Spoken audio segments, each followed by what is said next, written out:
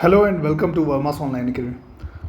आइए देखते हैं झारखंड सामान्य ज्ञान पर आधारित 300 अति महत्वपूर्ण प्रश्न। इस वीडियो में हम लोग 300 ऐसे महत्वपूर्ण प्रश्न देखेंगे जो कि झारखंड सामान्य ज्ञान पर आधारित है, झारखंड जीके पर आधारित है और एग्जाम्स के दृष्टिकोण से जो है ये बहुत ही महत्वपूर्ण हो सकते हैं।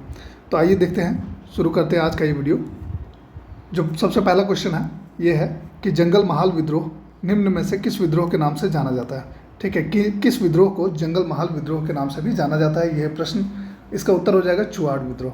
ठीक है, चुआड़ विद्रोह को जंगल महाल विद्रोह के नाम से भी जाना जाता है। अगला जो क्वेश्चन है ये है खैरवार आंदोलन कब हुआ था।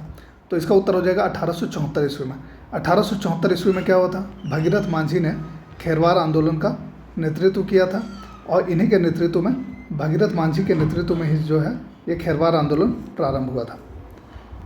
एक अन्य क्वेश्चन है कि खैरवार आंदोलन के दौरान भगीरथ मांझी ने खुद को कहाँ का राजा घोषित कर दिया था। तो इसका उत्तर हो जाएगा बौसी गांव।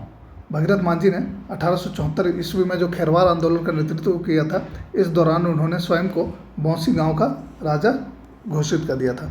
अगला क्वेश्चन आ जाता है कि ताना भगत आंदोलन के नेतृत्वकर्ता कौन थे। तो इसका उत्तर है जतरा भगत। जतरा भगत जो है इन्हें जो है ताना भगत आंदोलन का नेतृत्वकर्ता माना जाता है। 1914 ईस्वी में ताना भगत आंदोलन प्रारंभ हुआ था। एक अन्य क्वेश्चन है भूमिज विद्रोह के नेतृत्वकर्ता कौन थे।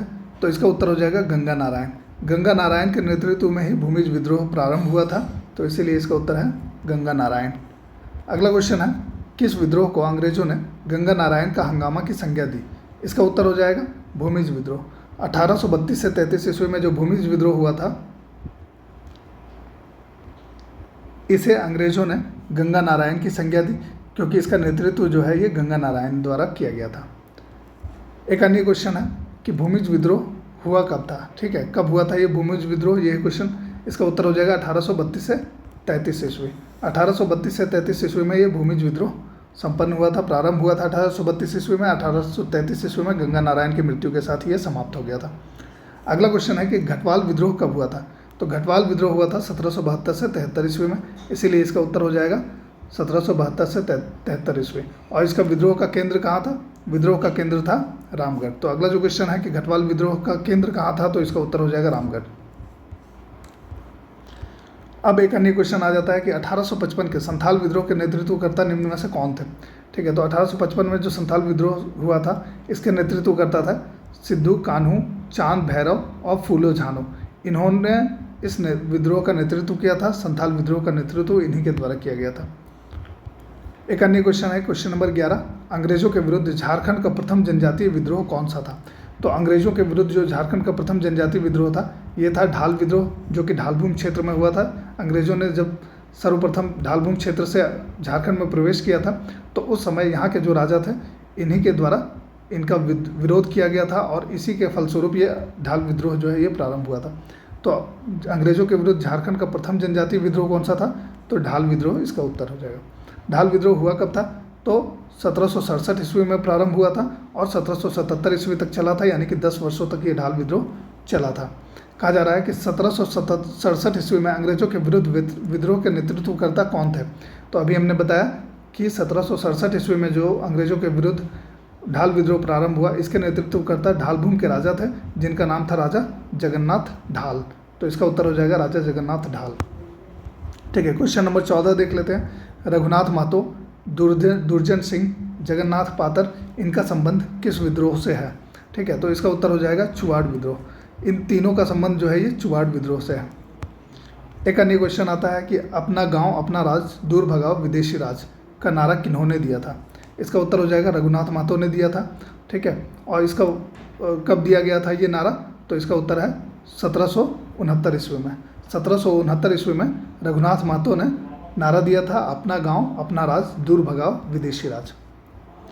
अब एक क्वेश्चन आता है कि किस चेरो शासक के नेतृत्व में 1770 से 71 ईस्वी में पलामू में चेरो विद्रोह हुआ। तो 1770 से 71 ईस्वी में राजा चित्रजीत राय जो है ये पलामू के चेरो वंश के शासक थे और इन्हीं के नेतृत्व में जो है ये विद्रोह प्रारंभ हुआ था। कहा जा रहा है कि 1771 ईस्वी में चेरो विद्रोह के बाद पलामू का राजा किन्हें घोषित किया गया। तो इसका उत्तर है गोपाल राय। गोपाल राय को जो है 1771 ईस्वी में चेरो विद्रोह का जब दमन कर दिया अंग्रेजों ने, तो उसके बाद इन्होंने गोपाल राय को वहाँ का राजा बनाया, पलामू का राजा बनाया। अगला क्वेश्चन आता है कि भोक्ता विद्रोह कब हुआ था। ठीक है, तो भोक्ता विद्रोह हुआ था वर्ष 1771 ईस्वी में। ये चेरो विद्रोह के साथ साथ संपन्न हुआ था, तो इसलिए इसका उत्तर हो जाएगा 1771 ईस्वी। और इसका नेतृत्व किन्होंने किया था, तो इसका नेतृत्व किया था पलामू के जो चेरो राजा थे, राजा चित्रजीत राय। इनके दीवान थे जयनाथ सिंह भोक्ता, इन्हीं के द्वारा भोक्ता विद्रोह का नेतृत्व किया गया था। अगला क्वेश्चन आ जाता है कि 1781 से 82 ईस्वी में हुए पहाड़िया विद्रोह के नेतृत्वकर्ता कौन थे। ठीक है, तो इसका उत्तर है रानी सर्वेश्वरी। रानी सर्वेश्वरी के नेतृत्व में 1781 से 82 ईस्वी में पहाड़िया विद्रोह हुआ था, तो इसीलिए इसका जो उत्तर हो जाएगा यह है रानी सर्वेश्वरी। अगला क्वेश्चन आ जाता है कि तमाड़ विद्रोह किसके नेतृत्व में प्रारंभ हुआ था, तो इसका उत्तर हो जाएगा ठाकुर भोलानाथ सिंह। ठाकुर भोलानाथ सिंह के नेतृत्व में तमाड़ विद्रोह प्रारंभ हुआ था। एक और क्वेश्चन है कि कौन सा जनजातीय विद्रोह अंग्रेजों के विरुद्ध सबसे लंबा और बड़ा विद्रोह रहा। ठीक है, तो इसका उत्तर है तमाड़ विद्रोह। तमाड़ विद्रोह जो है ऐसा जनजातीय विद्रोह था जो अंग्रेजों के विरुद्ध, झारखंड का अंग्रेजों के विरुद्ध सबसे लंबा और बड़ा जनजातीय विद्रोह रहा, तो इसका उत्तर हो जाएगा तमाड़ विद्रोह। अब एक क्वेश्चन है कि तिलका मांझी का जन्म जो है ये कहाँ हुआ था, तो तिलका मांझी का जन्म हुआ था भागलपुर में, तिलकपुर नाम का एक जगह है, वहाँ पर ये पड़ता है बिहार में, तो इसका उत्तर हो जाएगा भागलपुर। क्वेश्चन नंबर 23 आता है कि झारखंड का कौन सा विद्रोह अंग्रेजों के विरुद्ध पहला संगठित विद्रोह था। ठीक है, तो कोल विद्रोह को जो है, झारखंड का कोल विद्रोह को अंग्रेजों के विरुद्ध पहला संगठित जनजातीय विद्रोह माना जाता है। तो जब क्वेश्चन आए कि सबसे पहला संगठित जनजातीय विद्रोह कौन सा था अंग्रेजों के विरुद्ध, तो इसका उत्तर होगा कोल विद्रोह। तो आपको ध्यान रखना है, कहा जा रहा है कि कोल विद्रोह हुआ कब था, तो इसका उत्तर है 1831 से 32 ईस्वी में। 1831 से 32 ईस्वी में जो है ये कोल विद्रोह प्रारंभ हुआ था। एक अन्य क्वेश्चन है कि झारखंड के किस क्षेत्र में कोल विद्रोह का असर नहीं के बराबर हुआ। ठीक है, तो इसका उत्तर हो जाएगा हजारीबाग। हजारीबाग के क्षेत्र को छोड़कर लगभग सभी क्षेत्रों में झारखंड के कोल विद्रोह का असर देखने को मिला। बस हजारीबाग का जो एरिया था इसी में इस विद्रोह का असर जो है वो लगभग नगण्य रहा, नहीं के बराबर रहा। एक और क्वेश्चन आ जाता है, क्वेश्चन नंबर 26 हम लोग देखते हैं। झारखंड राज्य के गठन के समय राज्य में कुल कितने जिले थे, तो इसका उत्तर हो जाएगा 18 जिले। ठीक है, बाद में 6 जिलों का निर्माण जो है ये बाद में हुआ है। अगला क्वेश्चन आ जाता है क्वेश्चन नंबर 27। राज्य में जिला परिषद की कुल संख्या कितनी है, तो झारखंड में जिला परिषद की कुल संख्या जो है ये 24 है, तो इसका उत्तर हो जाएगा 24। ठीक है, क्वेश्चन आता है कि राज्य में राष्ट्रीय राजमार्ग की कुल लंबाई कितनी है, तो इसका उत्तर हो जाएगा 3400 किलोमीटर राष्ट्रीय राजमार्ग की कुल लंबाई। राज्य के किस परिमंडल में सबसे अधिक जिले हैं, तो इसका उत्तर हो जाएगा उत्तरी छोटा नागपुर। उत्तरी छोटा नागपुर में जो है सबसे अधिक जिले हैं। ठीक है, तो राज्य के किस परिमंडल में सबसे अधिक जिले हैं, तो इसका उत्तर है उत्तरी छोटा नागपुर। अगला क्वेश्चन आ जाता है कि वर्ष 2011 की जनगणना रिपोर्ट के अनुसार सर्वाधिक जनसंख्या घनत्व वाला जिला कौन सा है, तो इसका उत्तर हो जाएगा धनबाद। धनबाद का जो है सर्वाधिक जनसंख्या घनत्व वाला जिला जो है ये धनबाद है, और इसका जो जनसंख्या घनत्व है धनबाद का ये है 1316 व्यक्ति प्रति वर्ग किलोमीटर। एक अन्य क्वेश्चन आ जाता है कि वर्ष 2011 की जनगणना रिपोर्ट के अनुसार न्यूनतम जनसंख्या घनत्व वाला जिला कौन सा है, तो अधिकतम जनसंख्या घनत्व वाला जिला जो है धनबाद है, और न्यूनतम जनसंख्या घनत्व वाला जिला जो है ये है सिमडेगा, और इसमें जो है प्रति वर्ग किलोमीटर 159 व्यक्ति हैं। वर्ष 2011 की जनगणना की रिपोर्ट के अनुसार सर्वाधिक लिंगानुपात वाला जिला कौन सा है। ठीक है, तो इसका उत्तर हो जाएगा पश्चिमी सिंहभूम, जिसका लिंगानुपात है 1005, यानी कि प्रति 1000 पुरुष पर जो है 1005 महिलाएं हैं। कहा जा रहा है वर्ष 2011 की जनगणना रिपोर्ट के अनुसार न्यूनतम लिंगानुपात वाला जिला कौन सा है, तो एक बार फिर से धनबाद जो है यहाँ पर टॉप में है। ठीक है, न्यूनतम लिंगानुपात वाला जिला जो है ये धनबाद है, जिसमें प्रति 1000 पुरुष पर 909 महिलाएं हैं। क्वेश्चन है कि वर्ष 2011 की जनगणना रिपोर्ट के अनुसार सबसे अधिक जनसंख्या वाला जिला कौन सा है, इसका उत्तर हो जाएगा रांची। रांची की जो कुल जनसंख्या है वर्ष 2011 की जनगणना की अगर हम लोग बात करें तो रांची की कुल जनसंख्या कितना रिकॉर्ड की गई है, तो 29,14,253 व्यक्ति। क्वेश्चन नंबर 35 देखते हैं। क्वेश्चन नंबर 35 में कहा जा रहा है कि वर्ष 2011 की जनगणना रिपोर्ट के अनुसार न्यूनतम जनसंख्या घनत्व वाला जिला कौन सा है, तो इसका उत्तर हो जाएगा लोहरदगा। न्यूनतम जनसंख्या वाला जिला जो है, माफ़ कीजिएगा, ये न्यूनतम जनसंख्या वाला जिला जो है ये होगा लोहरदगा, जिसका जनसंख्या रहा है 61,790। क्वेश्चन नंबर 36 देख लेते हैं। वर्ष 2011 की जनगणना के अनुसार लिंगानुपात के दृष्टिकोण से झारखंड का राज्य में कौन सा स्थान है? ठीक है, तो लिंगानुपात के दृष्टिकोण से जो है झारखंड का पूरे देश भर में झारखंड का कौन सा स्थान है? तो इसका उत्तर हो जाएगा 17वां स्थान। एक अन्य क्वेश्चन है, क्वेश्चन नंबर 37। वर्ष 2011 की जनगणना रिपोर्ट के अनुसार राज्य का कुल लिंगानुपात जो है ये क्या रहा है? तो इसका उत्तर हो जाएगा टोटल एवरेज जो लिंगानुपात रहा है ये रहा है 949। तो इसका उत्तर है 949, 949। अगला क्वेश्चन है क्वेश्चन नंबर 38। साक्षरता दर की दृष्टि से झारखंड का देश में क्या स्थान है? इसका उत्तर हो जाएगा 32वां। झारखंड का जो है पूरे देश भर में 32वां स्थान रहा है साक्षरता के दृष्टिकोण से। लिटरेसी रेट की अगर हम लोग बात करें तो 32वां स्थान रहा है झारखंड। ठीक है, उसके बाद आता है वर्ष 2011 की जनगणना के अनुसार राज्य की साक्षरता दर कितनी है? तो राज्य की जो साक्षरता दर है ये है 66.41%। अगला क्वेश्चन आ जाता है कि राज्य का सर्वाधिक साक्षरता वाला जिला कौन सा है? तो इसका उत्तर है रांची, जिसका साक्षरता दर है 76.06%। और पुरुष साक्षरता दर झारखंड राज्य में क्या है? तो इसका उत्तर है 76.84%। राज्य की महिला साक्षरता दर क्या है अगर पूछा जाए तो इसका उत्तर हो जाएगा 55.42%। आगे क्वेश्चन है कि राज्य में सर्वाधिक महिला साक्षरता वाला जिला कौन सा है? तो इसका उत्तर है रांची, जिसका साक्षरता दर है 67.44%।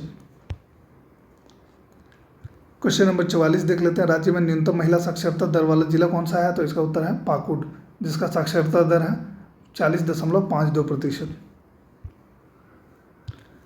Question number 45। झारखंड राज्य के कितने प्रतिशत आबादी जो है वो नगरीय क्षेत्र में निवास करती है? तो इसका उत्तर हो जाएगा 24%। राज्य का टोटल 24% आबादी जो है ये नगरीय क्षेत्र में निवास करती है वर्ष 2011 की जनगणना के अनुसार।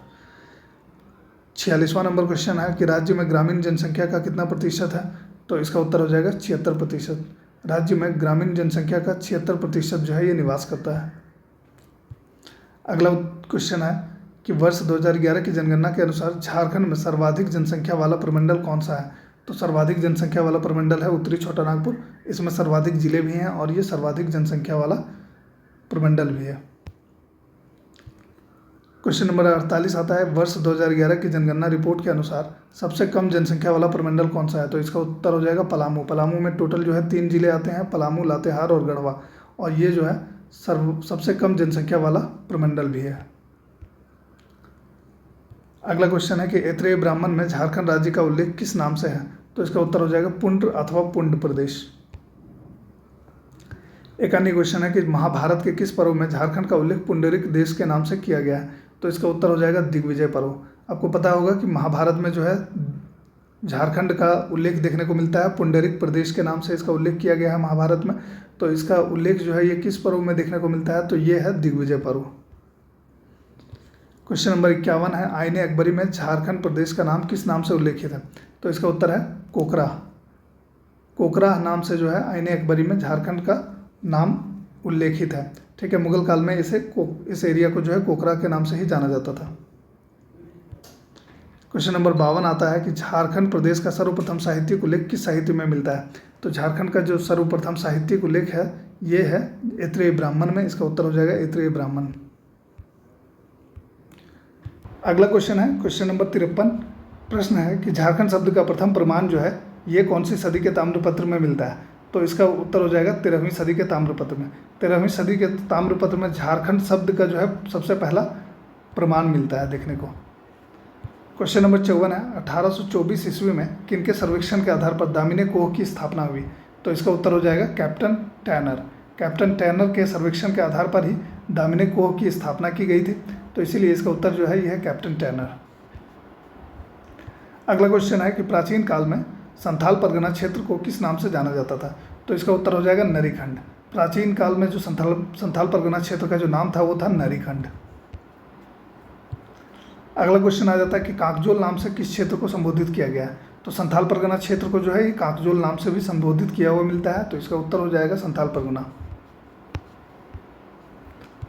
एक अन्य क्वेश्चन आता है कि किस चीनी यात्री के द्वारा राजमहल के पहाड़ी क्षेत्र के लिए दामिनी कोह शब्द का प्रयोग किया गया? ठीक है। सबसे पहले किस चीनी यात्री के द्वारा राजमहल के क्षेत्र के लिए दामिनी कोह शब्द का प्रयोग किया गया है, यह है क्वेश्चन। इसका उत्तर है वेनसांग। वेनसांग एक चीनी यात्री था जो राजमहल के क्षेत्र में आया था और इनके द्वारा इस क्षेत्र को दामिनी कोह के नाम से जो है पुकारा गया है। अगला क्वेश्चन आ जाता है कि हजारीबाग के दूध पानी से कौन सी शताब्दी का अभिलेख जो है ये प्राप्त हुआ है, तो इसका उत्तर हो जाएगा 8वीं शताब्दी का। हजारीबाग के दूध पानी से 8वीं सदी का जो अभिलेख है ये प्राप्त हुआ है। एक अन्य क्वेश्चन है कि किस स्थान से भगवान बुद्ध की भूमि स्पर्श मुद्रा में मूर्ति प्राप्त हुई है, तो इसका उत्तर हो जाएगा पलामू किला। एक अन्य क्वेश्चन है क्वेश्चन नंबर 60, कौटिल्य के अर्थशास्त्र में झारखंड को किस नाम से संबोधित किया गया है, तो इसका उत्तर हो जाएगा कुक्कुट प्रदेश। कौटिल्य ने अपने अर्थशास्त्र में झारखंड को कुक्कुट प्रदेश के नाम से संबोधित किया है। क्वेश्चन नंबर 61 है कि झारखंड के किस क्षेत्र में रोमन साम्राज्य के सिक्के प्राप्त होने का जो प्रमाण है ये मिलता है, इसका उत्तर है सिंहभूम। सिंहभूम क्षेत्र में, झारखंड के सिंहभूम क्षेत्र में जो है रोमन साम्राज्य के सिक्के प्राप्त हुए हैं, तो इसलिए इसका उत्तर हो जाएगा सिंहभूम। क्वेश्चन नंबर 62 आता है कि सम्राट अशोक के किस शिलालेख में झारखंड को अटावी नाम से पुकारा गया है, तो 13वीं शिलालेख में, ठीक है। सम्राट अशोक के शासनकाल में जो है इस क्षेत्र को अटावी के नाम से जाना जाता था और इनके 13वें शिलालेख में इसका उल्लेख भी किया गया है, तो इसका उत्तर जो है यह है 13वां शिलालेख। झारखंड के भूगोल से जुड़े हुए कुछ इंपॉर्टेंट क्वेश्चंस को हम लोग देख लेते हैं। क्वेश्चन है कि झारखंड के सबसे ऊंचे पहाड़ पारसनाथ की ऊंचाई क्या है, तो इसका उत्तर हो जाएगा 1365 मीटर, ठीक है। झारखंड की जो सबसे ऊंची पर्वत है, झारखंड का जो सबसे ऊंचा पर्वत है, जो पहाड़ है, यह है पारसनाथ का पहाड़ और इसकी कुल ऊंचाई जो है यह है 1365 मीटर।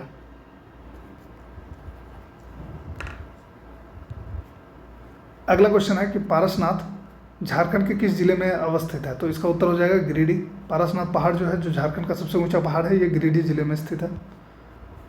एक अन्य क्वेश्चन है कि कौन सा स्थान को जैन धर्म का मक्का भी कहा जाता है, तो इसका उत्तर है पारसनाथ।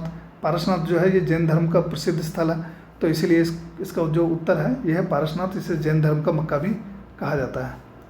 क्वेश्चन नंबर 66 आता है कि सूर्यकुंड किस जिले में स्थित है, तो इसके उत्तर जो है ये हो जाएगा हजारीबाग जिले में। एक अन्य क्वेश्चन है कि इस स्थान पर भगवान बुद्ध की प्रस्तर मूर्ति मिली है, तो इसका उत्तर हो जाएगा सूर्यकुंड हजारीबाग। सूर्यकुंड हजारीबाग में जो है भगवान बुद्ध की प्रस्तर मूर्ति मिली है, तो इसलिए इसका उत्तर है सूर्यकुंड हजारीबाग। क्वेश्चन नंबर 68 आता है कि झारखंड राज्य में वनों का कुल क्षेत्रफल जो है ये कितना है, तो इसका उत्तर हो जाएगा 23,611.41 वर्ग किलोमीटर, ठीक है। तो झारखंड में कुल वनों का जो क्षेत्रफल है, झारखंड राज्य में वनों का जो कुल क्षेत्रफल ये है 23,611.41 वर्ग किलोमीटर। क्वेश्चन नंबर 69 आता है राज्य का कौन सा क्षेत्र सर्वाधिक वर्षा वाला क्षेत्र है, तो इसका उत्तर हो जाएगा नेतरहाट पठार। झारखंड के नेतरहाट पठार में जो है सर्वाधिक वर्षा रिकॉर्ड की जाती है, तो इसलिए इसका जो उत्तर हो जाएगा यह है नेतरहाट पठार। क्वेश्चन आता है जनसंख्या की दृष्टि से झारखंड का देश में क्या स्थान है, तो 14वां स्थान है झारखंड का जनसंख्या के दृष्टिकोण से अगर हम लोग बात करें तो। अब हम लोग देख लेते हैं झारखंड के कुछ महत्वपूर्ण आदिवासी आंदोलन के बारे में। तो जो पहला क्वेश्चन है ये है कि तिलका मांझी का जो है जन्म स्थल कहाँ है, तो भागलपुर, अभी हमने देखा था। दूसरा क्वेश्चन आता है कि संथाल विद्रोह कब हुआ था, 1855 से 56 ईस्वी में जो है संथाल विद्रोह हुआ था। कहा जा रहा है कि हुल शब्द का शाब्दिक अर्थ क्या है, तो हुल शब्द का शाब्दिक अर्थ है विद्रोह। आपने देखा होगा कि संथाल विद्रोह जो है इसको हम लोग संथाल हुल भी कहते हैं। यहाँ पर हुल शब्द का जो है शाब्दिक अर्थ होता है विद्रोह। एक अन्य क्वेश्चन यहाँ पर है, ये क्वेश्चन है कि किस विद्रोह को कार्ल मार्क्स द्वारा भारत की प्रथम जनक्रांति माना गया है, तो इसका उत्तर हो जाएगा संथाल विद्रोह। संथाल विद्रोह को कार्ल मार्क्स ने कहा कि ये भारत की प्रथम जनक्रांति है। एक और क्वेश्चन आता है क्वेश्चन नंबर 75, जो कि है फूलो और झानो किनकी बहनें थी, तो इसका उत्तर हो जाएगा सिद्धू, कान्हू, चांद और भैरव की, ठीक है। ये सभी जो है आपस में भाई बहन थे। सिद्धू, कान्हू, चांद, भैरव और फूलो झानो ये सभी आपस में भाई बहन थे। एक अन्य क्वेश्चन है खैरवार आंदोलन कब हुआ था, तो इसका उत्तर हो जाएगा 1874 ईस्वी में। 1874 ईस्वी में जो है ये खैरवार आंदोलन हुआ था और इसका नेतृत्व किया था भगीरथ मांझी ने। अगला क्वेश्चन आता है कि भगीरथ मांझी का संबंध किस जनजातीय आंदोलन से है, ठीक है। तो इसका उत्तर हो जाएगा खैरवार आंदोलन। भगीरथ मांझी जो है इसका संबंध है खैरवार आंदोलन से। कहा जा रहा है कि बिरसा आंदोलन कब हुआ था, तो बिरसा आंदोलन हुआ था 1895 से 1900 ईस्वी में, ठीक है। तो और इसका नेतृत्व किन्होंने किया था, इसका नेतृत्व जो है ये किया था इसको लीड किया था बिरसा मुंडा ने। अगला क्वेश्चन है, किस आंदोलन को मुंडा उलगुलान भी कहा जाता है? तो बिरसा आंदोलन को जो है वो मुंडा उलगुलान के नाम से भी जाना जाता है। क्वेश्चन नंबर 80 आता है कि बिरसा आंदोलन का जो मुख्य केंद्र था वो कहाँ था? तो इसका उत्तर हो जाएगा खूंटी। बिरसा आंदोलन जो है इसका मुख्य केंद्र खूंटी था। कहा जा रहा है कि बिरसा मुंडा का जन्म स्थल कहाँ पर था? तो बिरसा मुंडा का जो जन्म स्थल है ये है उलीहातू तमाड़ में आता है। ठीक है, खूंटी जिला में पड़ता है ये। क्वेश्चन नंबर 82 है कि ताना भगत आंदोलन कब हुआ था? तो ताना भगत आंदोलन हुआ था 1914 ईस्वी में। कहा जा रहा है कि जतरा भगत का संबंध जो है किस आंदोलन से था? तो इसका उत्तर हो जाएगा ताना भगत आंदोलन। ताना भगत आंदोलन को जतरा भगत ने जो है ये प्रारंभ किया था, लीड किया था, और 1914 ईस्वी में ये आंदोलन प्रारंभ हुआ था। 84 नंबर क्वेश्चन है कि ताना भगत आंदोलन के सूत्रधार जतरा भगत का जन्म स्थल कहाँ पर है? ठीक है, किस स्थान पर इनका जन्म हुआ था? तो इसका उत्तर हो जाएगा गुमला जिले के बिशुनपुर प्रखंड में। जतरा भगत का जो जन्म स्थल है ये है गुमला जिला में, और ये किस प्रखंड में पड़ता है? तो बिशुनपुर प्रखंड में पड़ता है। क्वेश्चन नंबर 85 है, ताना भगत आंदोलन की शुरुआत कब हुई थी? तो 21 अप्रैल 1914 ईस्वी को ताना भगत आंदोलन की शुरुआत हुई थी। एक अन्य क्वेश्चन है कि जयनाथ सिंह का संबंध जो है ये किस विद्रोह से था? तो जयनाथ सिंह का संबंध जो है ये भोक्ता विद्रोह से था। जयनाथ सिंह भोक्ता जो है ये पलामू के चेरो राजा के दीवान थे, तो इन्होंने भोक्ता विद्रोह को जो है लीड किया था। अगला क्वेश्चन है कि भोक्ता विद्रोह कब हुआ था? तो इसका उत्तर हो जाएगा 1771 ईस्वी में। 1771 ईस्वी में ही ये भोक्ता विद्रोह प्रारंभ हुआ था। और इसका केंद्र कहाँ पर था? तो भोक्ता विद्रोह का केंद्र जो है ये पलामू के एरिया में था। अगला क्वेश्चन है कि तिलका आंदोलन का मुख्य केंद्र कौन सा क्षेत्र था? तिलका आंदोलन का जो मुख्य केंद्र था ये संथाल परगना का क्षेत्र था, इसलिए उसका उत्तर हो जाएगा संथाल परगना। क्वेश्चन नंबर 89 आता है, हो विद्रोह किस क्षेत्र में हुआ था? तो इसका उत्तर है कोल्हान। हो विद्रोह जो है ये मुख्य रूप से कोल्हान क्षेत्र में प्रारंभ हुआ था। अगला क्वेश्चन आता है, पोटो सरदार का संबंध किस विद्रोह से है? तो इसका उत्तर हो जाएगा हो विद्रोह।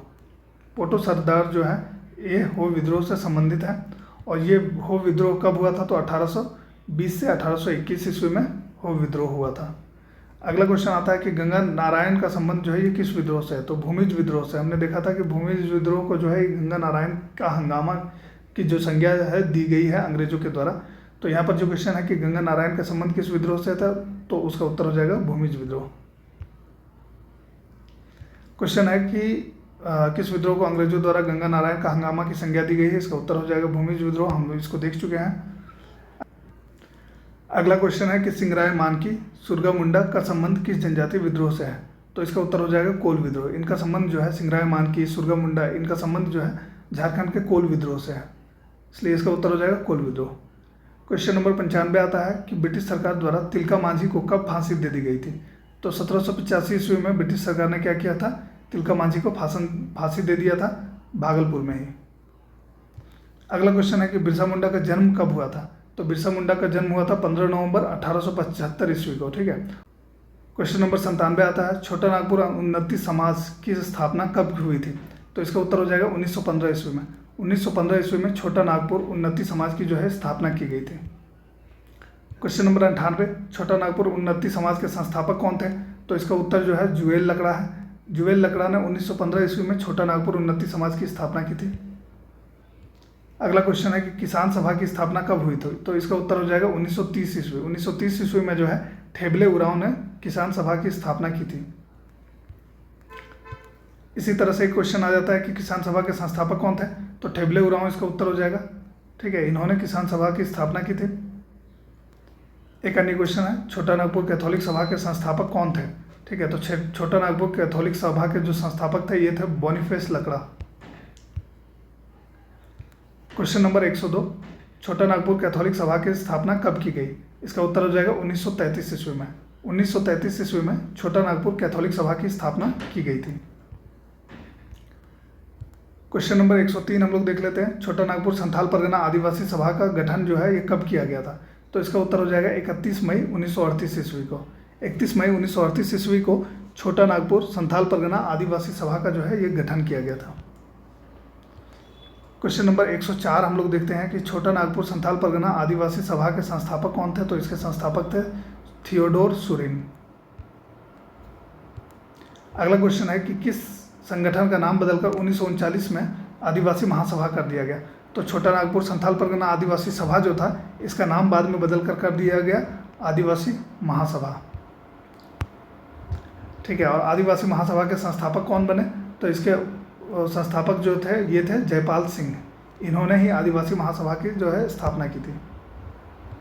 अगला क्वेश्चन है कि अखिल भारतीय आदिवासी विकास परिषद का गठन कब हुआ था? तो 1968 ईस्वी में अखिल भारतीय आदिवासी विकास परिषद का गठन किया गया था। एक अन्य क्वेश्चन है कि अखिल भारतीय आदिवासी विकास परिषद के संस्थापक कौन थे? तो इसका उत्तर हो जाएगा कार्तिक उरांव। कार्तिक उरांव ने जो है अखिल भारतीय आदिवासी विकास परिषद की स्थापना की थी। एक अन्य क्वेश्चन है मरांग गोमके के नाम से कौन जाने जाते हैं? तो जयपाल सिंह को जो है हम जानते हैं कि मरांग गोमके के नाम से इन्हीं को जाना जाता है। क्वेश्चन नंबर 110 देख लेते हैं कि किस गोलीकांड को आज़ाद भारत का जलियांवाला बाग हत्याकांड की संज्ञा दी गई है? तो खरसावां गोलीकांड को जो है, खरसावां में जो गोलीकांड हुआ था, इसे आज़ाद भारत का जलियांवाला बाग हत्याकांड की संज्ञा दी गई थी। अगला क्वेश्चन है कि बिरसा सेवा दल की स्थापना कब की गई है? तो इसका उत्तर है 1965 ईस्वी में। 1965 ईस्वी में बिरसा सेवा दल की स्थापना जो है ये की गई थी। अगला क्वेश्चन आ जाता है कि अखिल भारतीय झारखंड पार्टी का गठन कब किया गया? तो इसका उत्तर हो जाएगा 1967 ईस्वी में अखिल भारतीय झारखंड पार्टी का गठन किया गया। क्वेश्चन है हुल झारखंड पार्टी का गठन कब हुआ? तो हुल झारखंड पार्टी का गठन हुआ है 1968 ईस्वी में। क्वेश्चन नंबर 114 आता है कि झारखंड विधानसभा द्वारा अलग झारखंड राज्य के गठन के संकल्प को जो है ये कब पारित किया गया? तो बिहार विधानसभा द्वारा इसे पारित किया गया था 22 जुलाई 1997 ईस्वी को। क्वेश्चन नंबर 115 झारखंड क्षेत्र स्वशासी परिषद का गठन कब हुआ था? तो इसका उत्तर है 9 अगस्त 1995। झारखंड क्षेत्र स्वशासी परिषद का गठन हुआ था 9 अगस्त 1995 को। क्वेश्चन नंबर 116 झारखंड क्षेत्र स्वशासी परिषद के गठन के उपरांत इसका जो अध्यक्ष है ये किन्हें मनोनीत किया गया था? तो इसका उत्तर हो जाएगा शिबू सोरेन। शिबू सोरेन को झारखंड क्षेत्र स्वशासी परिषद के गठन के उपरांत जो है इनका प्रथम अध्यक्ष घोषित किया गया था, मनोनीत किया गया था। अगला क्वेश्चन है कि किनके द्वारा झारखंड मुक्ति मोर्चा की स्थापना की गई थी? ठीक है, तो इसका उत्तर हो जाएगा विनोद बिहारी महतो और शिबू सोरेन। इन दोनों ने जो है संयुक्त रूप से झारखंड मुक्ति मोर्चा की स्थापना की थी। अगला क्वेश्चन है कि झारखंड मुक्ति मोर्चा की स्थापना किस वर्ष की गई है? तो 1973 ईस्वी में झामुमो यानी कि झारखंड मुक्ति मोर्चा की स्थापना की गई है। ठीक है, तो इसका उत्तर हो जाएगा 1973 ईस्वी। क्वेश्चन नंबर 119 झारखंड समन्वय समिति का गठन कब किया गया है? तो इसका उत्तर हो जाएगा 1987 ईस्वी। 1987 ईस्वी में झारखंड समन्वय समिति का गठन किया गया। अब देख लेते हैं हम लोग झारखंड के विभिन्न शासन व्यवस्थाओं से जुड़े हुए कुछ महत्वपूर्ण क्वेश्चंस को। बहुत ही इंपॉर्टेंट होते हैं ये क्वेश्चंस, जेएसएससी की परीक्षाओं में अक्सर पूछे जाते हैं। झारखंड के विभिन्न जनजातीय व्यवस्थाओं से जुड़े हुए क्वेश्चंस और साथ ही साथ झारखंड के जो आदिवासी विद्रोह के क्वेश्चंस को हमने देखा, ये सब क्वेश्चंस जो है ये भी बहुत ही इंपॉर्टेंट होते हैं। ठीक है, तो बहुत सारे क्वेश्चंस पूछे जाते हैं इन दोनों सेक्शन से। तो जो क्वेश्चंस है, क्वेश्चन नंबर 120वां है ये, झारखंड के विभिन्न जनजातीय व्यवस्थाएं। ठीक है, तो इसके अंतर्गत जो पहला क्वेश्चन है ये है मुंडा शासन व्यवस्था में पढ़ा पंचायत का प्रमुख क्या कहलाता है? तो इसका उत्तर हो जाएगा पढ़ा राजा। मुंडा शासन व्यवस्था में जो टॉप लेवल होता है ये होता है पढ़ा, और इसका जो प्रमुख होता है पढ़ा पंचायत का, ये कहलाता है पढ़ा राजा। क्वेश्चन नंबर 120वां आता है, 121वां आता है कि मुंडा शासन व्यवस्था में गांव का प्रधान कौन होता है? तो मुंडा शासन व्यवस्था में जो गांव का प्रधान होता है ये होता है मुंडा। 122वां क्वेश्चन है कि मुंडा शासन व्यवस्था में मुंडा का जो कार्य है ये क्या होता है? ठीक है, मुंडा का क्या क्या कार्य होता है? तो गांव के विवादों का निपटारा करना ये मुंडा का कार्य होता है, विधि व्यवस्था बनाए रखना भी मुंडा का कार्य होता है, और ग्रामीणों से लगान वसूलना। ये तीन कार्य जो है मुख्य रूप से ये तीन कार्य मुंडा का होता है कि गांव के विवादों का निपटारा करते हैं, विधि व्यवस्था को बनाए रखते हैं और ग्रामीणों से जो है लगान की वसूली भी करते हैं मुंडा। क्वेश्चन नंबर 123 मुंडा शासन व्यवस्था में मुंडा गांव का धार्मिक प्रधान कौन होता है? तो इसका उत्तर हो जाएगा पाहन। मुंडा शासन व्यवस्था में गांव का जो धार्मिक प्रधान होता है उसे हम लोग पाहन कहते हैं। क्वेश्चन नंबर 124वां आता है कि मुंडा शासन व्यवस्था में कई गांव को मिलाकर बनने वाली अंतर ग्रामीण पंचायत क्या कहलाती है? तो हमने देखा कि ये कहलाती है पढ़ा, और इसका जो प्रमुख होता है ये होता है पढ़ा राजा। कहा जा रहा है कि मुंडा शासन व्यवस्था में पढ़ा पंचायत का प्रधान कौन होता है। तो मुंडा शासन व्यवस्था में जो पढ़ा पंचायत जो होते हैं इसके प्रधान होते हैं मानकी, ठीक है। और इसका प्रमुख जो होता है ये होता है पढ़ा राजा। तो आपको कंफ्यूज नहीं होना है, पढ़ा पंचायत का प्रधान होता है मानकी और पढ़ा पंचायत का जो प्रमुख होता है ये होता है पढ़ा राजा।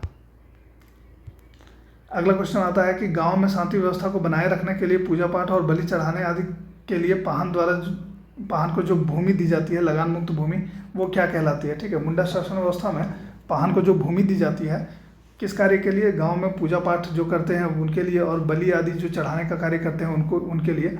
तो पाहन को जो लगान मुक्त भूमि दी जाती है ये क्या कहलाती है, तो इसका उत्तर हो जाएगा डाली कटारी भूमि, ठीक है। तो ये भूमि कहलाती है डाली कटारी भूमि। क्वेश्चन नंबर 127 है कि पढ़ा पंचायत शासन व्यवस्था में गांव का प्रधान कौन होता है। तो इसका उत्तर हो जाएगा महतो। पढ़ा पंचायत शासन व्यवस्था में जो गांव का प्रधान होता है ये महतो होता है, ठीक है। मुंडा शासन व्यवस्था में हमने देखा था कि गांव का जो प्रधान होता है वो मुंडा होता है। पढ़ा पंचायत शासन व्यवस्था में गांव का प्रधान जो है ये महतो होता है।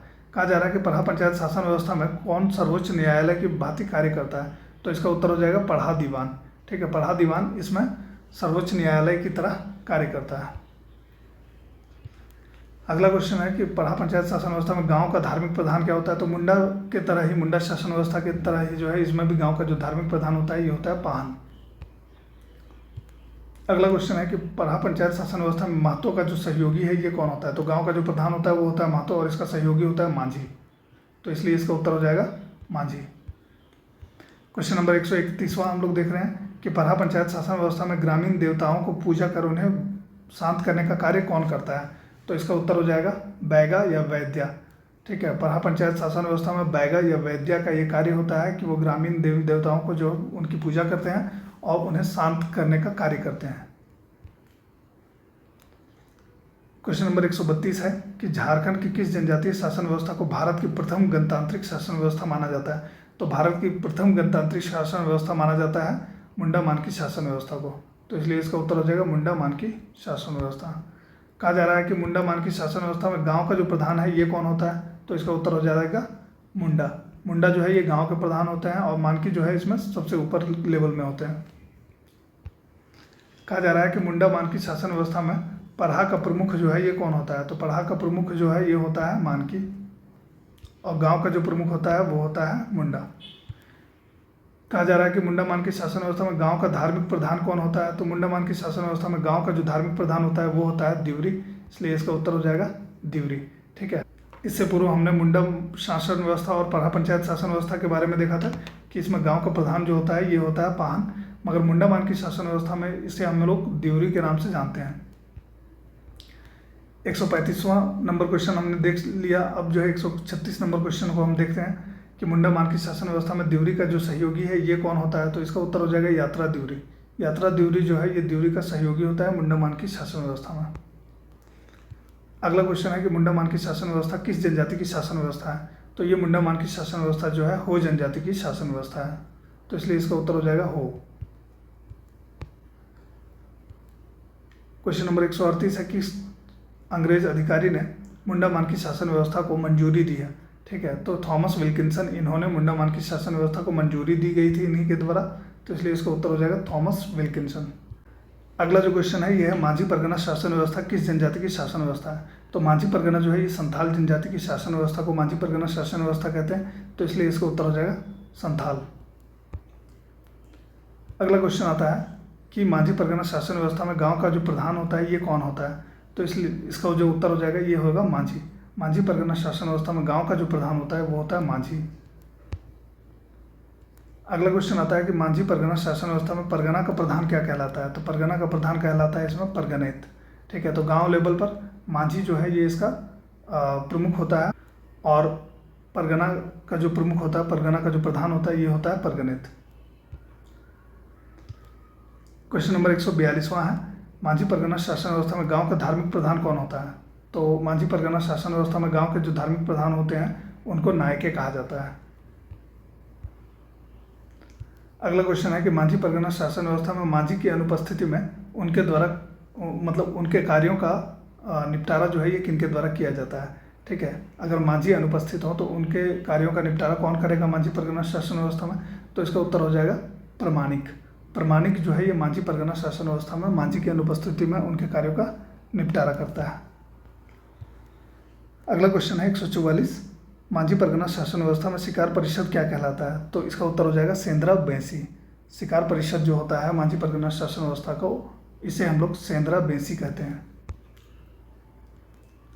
अगला क्वेश्चन है क्वेश्चन नंबर 145, परगनेत के स्तर पर जो मामले अनसुलझे रह जाते हैं, ठीक है, अनसुलझे मामलों की सुनवाई कहाँ की जाती है? तो परगनेत के स्तर पर जो मामले अनसुलझे रह जाते हैं इसे दिसुम परगना में सुनवाई के लिए भेज दिया जाता है। तो इसका उत्तर हो जाएगा दिसुम परगना। अगला क्वेश्चन है कि मांझी परगना शासन व्यवस्था का सबसे कठोरतम दंड कौन सा है? ठीक है, तो इसका उत्तर हो जाएगा बिटलाहा। मांझी परगना शासन व्यवस्था का सबसे कठोरतम दंड जो है ये बिटलाहा है। अगला क्वेश्चन है क्वेश्चन नंबर 147, ढोकलो सोहोर शासन व्यवस्था से जुड़ा हुआ। ढोकलो सोहोर शासन व्यवस्था जो है किस जनजाति की शासन व्यवस्था है? तो इसका उत्तर हो जाएगा खड़िया जनजाति। क्वेश्चन नंबर 148, ढोकलो सोहोर शासन व्यवस्था में खूंट का अध्यक्ष जो है ये क्या कहलाता है? तो इसका उत्तर है खड़िया घाट। ठीक है, ढोकलो सोहोर शासन व्यवस्था में खूंट का जो अध्यक्ष होता है ये होता है खड़िया घाट। क्वेश्चन नंबर 149, खड़िया जनजाति में ढोकलो शब्द का अर्थ क्या है? ठीक है, तो खड़िया जनजाति में ढोकलो शब्द का अर्थ है बैठक, और सोहोर जो है, सोहोर शब्द का अर्थ होता है अध्यक्ष।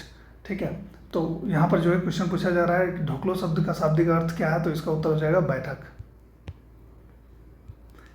150वां क्वेश्चन है, ढोकलो सोहोर शासन व्यवस्था में राजा का खजांची जो है ये क्या कहलाता है? तो इसका उत्तर हो जाएगा तिंजौकड़। ढोकलो सोहोर शासन व्यवस्था में राजा का जो खजांची होता है वो तिंजौकड़ होता है। 151वां क्वेश्चन है कि ढोकलो सोहोर शासन व्यवस्था में गांव का धार्मिक प्रधान कौन होता है? तो इसका उत्तर हो जाएगा पाहन या तो कालो। इन्हें जो है गांव का धार्मिक प्रधान कहा जाता है ढोकलो सोहोर शासन व्यवस्था में। अब हम लोग विविध से जुड़े हुए कुछ इंपॉर्टेंट क्वेश्चंस को देख लेते हैं। ठीक है, कुछ मिसलेनियस क्वेश्चंस को देखेंगे। पहला जो क्वेश्चन है ये लाह उत्पादन के दृष्टिकोण से भारत में जो है देश में झारखंड का क्या स्थान है? तो इसका उत्तर हो जाएगा प्रथम स्थान। झारखंड में जो है पूरे देश भर में सबसे अधिक लाह का उत्पादन किया जाता है, तो लाह उत्पादन के दृष्टिकोण से झारखंड का देश में सबसे पहला स्थान है, प्रथम स्थान है। क्वेश्चन नंबर 153, झारखंड से देश के लाह उत्पादन का कुल कितने प्रतिशत लाह का जो है उत्पादन किया जाता है? तो टोटल जो है 50%, पूरे देश के लाह उत्पादन के 50% का उत्पादन जो है मात्र झारखंड से किया जाता है। क्वेश्चन नंबर 154, तसर रेशम का उत्पादन की दृष्टि से झारखंड का कौन सा स्थान है? ठीक है, तो तसर रेशम के उत्पादन की दृष्टि से अगर हम लोग देखें तो झारखंड का जो है ये प्रथम स्थान है, देश भर में पहला स्थान है। अगला क्वेश्चन है कि झारखंड में देश के कितने प्रतिशत तसर रेशम का उत्पादन किया जाता है? तो लगभग 60% जो है ये तसर रेशम का उत्पादन किया जाता है झारखंड में, पूरे देश भर के लगभग 60% का। अगला क्वेश्चन आता है कि तसर अनुसंधान केंद्र कहाँ पर स्थित है? तो इसका उत्तर है नगड़ी रांची। नगड़ी रांची में जो है तसर अनुसंधान केंद्र स्थित है। क्वेश्चन नंबर 157, झारक्राफ्ट का गठन जो है ये कब किया गया था? तो वर्ष 2006 में झारक्राफ्ट का गठन किया गया था। 158वां क्वेश्चन है कि झारखंड राज्य के गठन के समय कुल कितने जिले थे? ठीक है, तो झारखंड राज्य के गठन के समय टोटल कितने थे? तो 18 जिले थे। अगला क्वेश्चन आ जाता है कि क्षेत्रफल की दृष्टि से झारखंड का सबसे बड़ा प्रमंडल कौन सा है? तो उत्तरी छोटा नागपुर प्रमंडल जो है ये झारखंड का सबसे बड़ा प्रमंडल है क्षेत्रफल की दृष्टि से। अगला क्वेश्चन है कि क्षेत्रफल की दृष्टि से झारखंड का सबसे छोटा प्रमंडल कौन सा है? तो पलामू प्रमंडल जो है ये झारखंड का सबसे छोटा प्रमंडल है क्षेत्रफल की दृष्टि से अगर हम लोग बात करें तो। यहाँ पर पलामू प्रमंडल में जो है टोटल कितने जिले हैं? तो 3 जिले ही आते हैं। 161वां क्वेश्चन है कि झारखंड राज्य के कुल कितने राज्यों, झारखंड राज्य जो है ये कुल कितने राज्यों की सीमाओं को छूती है? तो 5 राज्यों की सीमाओं को छूती है झारखंड राज्य। झारखंड राज्य की अगर हम लोग बात करें तो उत्तर में बिहार, पूर्व में जो है पश्चिम बंगाल, दक्षिण में उड़ीसा, और पश्चिम में आपका छत्तीसगढ़ आ जाता है, और उत्तर पश्चिम में यहाँ पर जो है आप उत्तर प्रदेश को देख सकते हैं। तो 1, 2, 3, 4 और 5 इस तरह से जो है इन 5 राज्यों को स्पर्श करती है झारखंड। अगला क्वेश्चन है 162वां नंबर क्वेश्चन, किस जिले की सीमा जो है छत्तीसगढ़ की सीमा को स्पर्श करती है? ठीक है, कितने जिले की सीमा छत्तीसगढ़ की सीमा को स्पर्श करती है? तो इसका उत्तर हो जाएगा 4 जिले, ये 4 जिले कौन कौन से हैं? तो सिमडेगा, गुमला, लातेहार और गढ़वा। इन 4 जिलों की जो सीमा है ये छत्तीसगढ़ की सीमा को स्पर्श करती है। अगला क्वेश्चन है कि राज्य में कौन सा एकमात्र जिला यूपी के सीमा को स्पर्श करता है? ठीक है, एकमात्र ऐसा कौन सा जिला है जो उत्तर प्रदेश की सीमा को छूता है? तो उसका उत्तर हो जाएगा गढ़वा। गढ़वा जिला जो है ये 3 राज्यों की सीमाओं को छूती है। पहला है बिहार, दूसरा है यूपी और तीसरा है छत्तीसगढ़। इन 3 जिलों की सीमाओं को, इन 3 राज्यों की सीमाओं को जो है गढ़वा जिला स्पर्श करता है। क्वेश्चन नंबर 164, छोटा नागपुर पठार की औसत ऊंचाई कितनी है? तो इसका उत्तर है 760 मीटर। 165वां क्वेश्चन है, टांड और दोन से क्या समझते हैं? तो इसका उत्तर हो जाएगा पाठ क्षेत्र के जो ऊपरी भाग हैं इसको टांड कहा जाता है और दोन कहा जाता है निचले भाग को। अब हम लोग देख लेते हैं झारखंड की नदियाँ। झारखंड की नदियों से जुड़ा हुआ कुछ इंपॉर्टेंट क्वेश्चंस। ठीक है, कंपलसरी 2 से 3 क्वेश्चंस जो है इस सेक्शन से आ ही जाते हैं, तो बहुत ही इंपॉर्टेंट होता है ये। तो झारखंड की नदियाँ, आइए देखते हैं। जो पहला क्वेश्चन है 166वां नंबर क्वेश्चन यहाँ पर है, ये है कि झारखंड की कौन सी एकमात्र नदी है जहाँ वर्षा ऋतु में नाव चला करती है? ठीक है, जिसमें नाव चलाई जा सकती है। तो इसका उत्तर हो जाएगा मयूराक्षी। मयूराक्षी नदी में जो है ये नाव चलाई जा सकती है वर्षा ऋतु में। 167 क्वेश्चन है, ये है नदियों के प्रवाह की दिशा के अनुसार झारखंड की नदियों को कुल कितने भागों में बांटा गया है? तो 2 भागों में बांटा गया है, एक उत्तरवर्ती नदियाँ हैं और दूसरा दक्षिण या पूर्ववर्ती नदियाँ हैं। ठीक है, कुछ नदियाँ ऐसे जो उत्तर की तरफ फ्लो कर जाती हैं और कुछ ऐसे जो पूर्व या दक्षिण की तरफ जो है फ्लो करती हैं। क्वेश्चन नंबर 168 है, झारखंड की सबसे बड़ी और लंबी नदी कौन सी है? तो इसका उत्तर हो जाएगा दामोदर नदी। झारखंड की जो दामोदर नदी है ये सबसे लंबी और सबसे बड़ी नदी है। अगला क्वेश्चन है, किस नदी को बंगाल का शोक के नाम से भी जाना जाता है? तो इसका भी उत्तर है दामोदर नदी। दामोदर नदी को जो है बंगाल के शोक के नाम से भी जाना जाता है क्योंकि इसमें अक्सर बाढ़ आ जाया करती हैं। ठीक है, अगला क्वेश्चन है 170 नंबर क्वेश्चन, स्वर्णरेखा नदी का उद्गम स्थल कहाँ पर है? तो इसका उत्तर हो जाएगा नगड़ी, रांची। स्वर्णरेखा नदी का उद्गम स्थल जो है ये नगड़ी, रांची में है। अगला क्वेश्चन है, बड़ाकर नदी का उद्गम स्थल कहाँ पर है? इसका उत्तर हो जाएगा उत्तरी छोटा नागपुर का पठार पर है। ठीक है, तो बड़ाकर नदी जो है ये उत्तरी छोटा नागपुर के पठार से निकलती है। अगला क्वेश्चन आता है कि कौन सी नदी मैकाल पर्वत की अमरकंटक पहाड़ी से निकलती है? तो इसका उत्तर हो जाएगा सोन नदी। सोन नदी जो है इसका उद्गम स्थल मैकाल पर्वत की अमरकंटक पहाड़ी है। क्वेश्चन नंबर 173, झारखंड की एकमात्र ऐसी नदी कौन सी है जो बंगाल की खाड़ी में स्वतंत्र रूप से गिरती है? ठीक है, स्वतंत्र रूप से जाके बंगाल की खाड़ी में गिरती है, ये नदी है स्वर्णरेखा। ठीक है, तो स्वर्णरेखा जो नगड़ी रांची से निकलती है और कहाँ पर जाकर गिरती है? स्वतंत्र रूप से बंगाल की खाड़ी में जाकर गिरती है। बाकी जितनी भी झारखंड की नदियाँ हैं ये सभी किसी न किसी नदी के सहायक नदी के रूप में मिल जाती है और बाद में वहाँ से जो है ये बंगाल की खाड़ी में जाकर गिर जाती है। क्वेश्चन नंबर 174 है, उत्तरी कोयल नदी का उद्गम स्थल कहाँ पर है? तो इसका उत्तर हो जाएगा पिस्का। ठीक है, उत्तरी कोयल नदी का उद्गम स्थल जो है ये पिस्का में है। क्वेश्चन नंबर 175, दक्षिणी कोयल नदी का उद्गम स्थल कहाँ पर है? तो इसका उत्तर हो जाएगा छोटा नागपुर का पठार। दक्षिणी कोयल नदी जो है ये छोटा नागपुर पठार से निकलती है। अगला क्वेश्चन है कि शंख नदी का उद्गम स्थल कहाँ है? तो शंख नदी निकलती है चैनपुर से, जो कि गुमला जिले में स्थित है। क्वेश्चन नंबर 177 है, कौन सी नदी गोड्डा जिला के बांस पहाड़ी से निकलती है? ठीक है, तो बांसलोई नदी ऐसी नदी है जो गोड्डा जिले से निकलती है बांस पहाड़ी से, तो इसका उद्गम स्थल जो है ये बांस पहाड़ी है और ये नदी का नाम क्या है? बांसलोई नदी। अगला क्वेश्चन आता है कि ब्राह्मणी नदी का उद्गम स्थल जो है ये कहाँ पर है?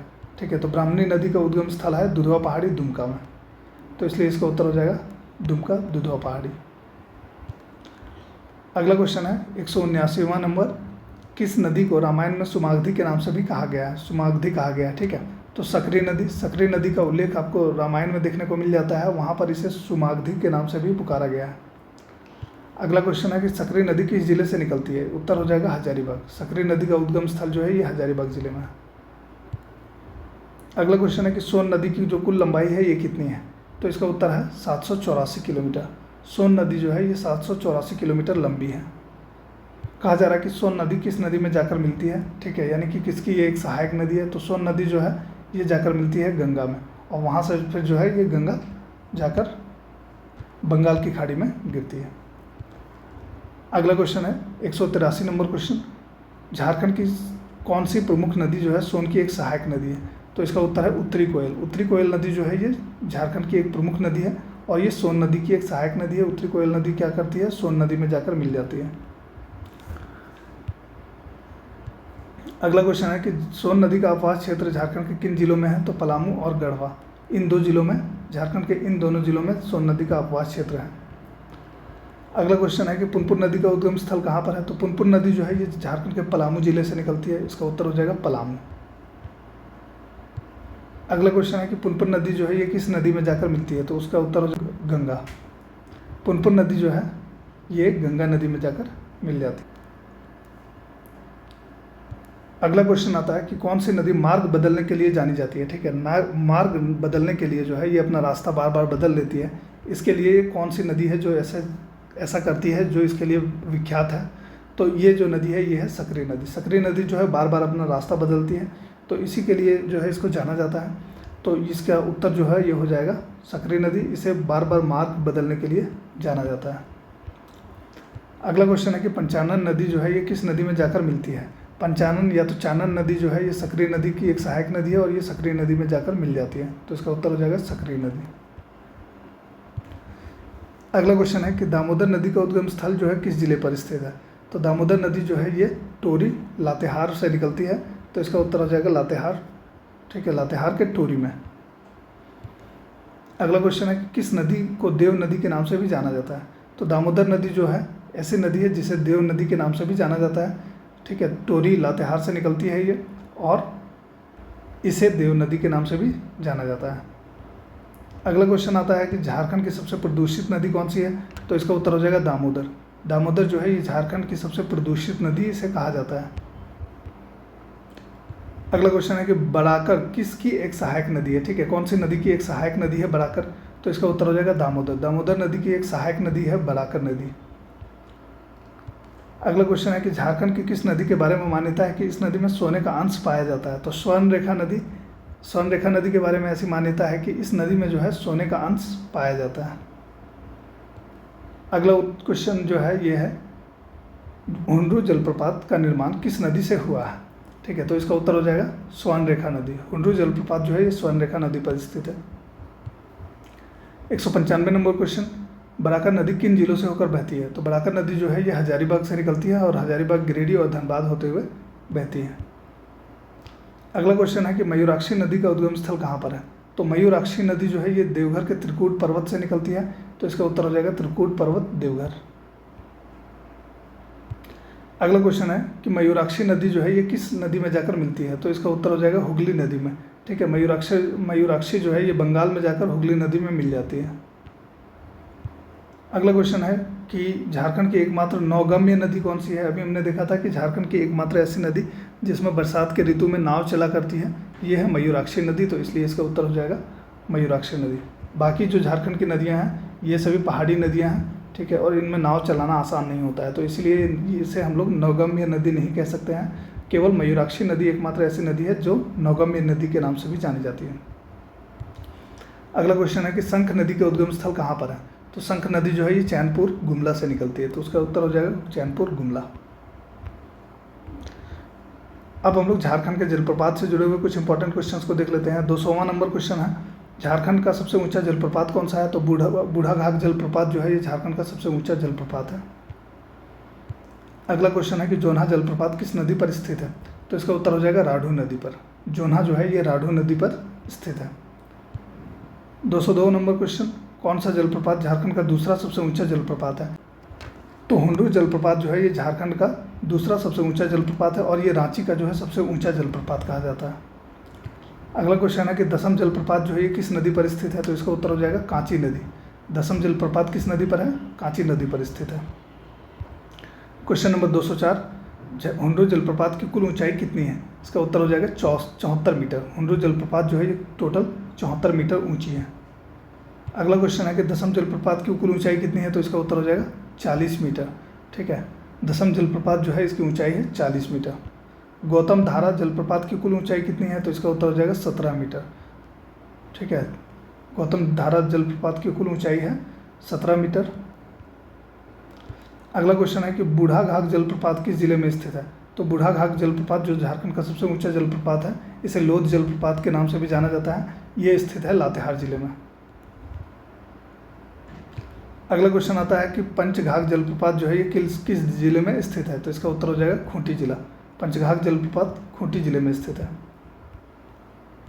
क्वेश्चन है कौन सा जलप्रपात रांची चाईबासा मार्ग पर करघा नदी के तट पर स्थित है, तो इसका उत्तर हो जाएगा हिरनी जलप्रपात। हिरनी जलप्रपात जो है ये रांची चाईबासा के रास्ते पर स्थित है, रास्ते में स्थित है करघा नदी पर, तो इसलिए इसका उत्तर जो है ये है हिरनी जलप्रपात।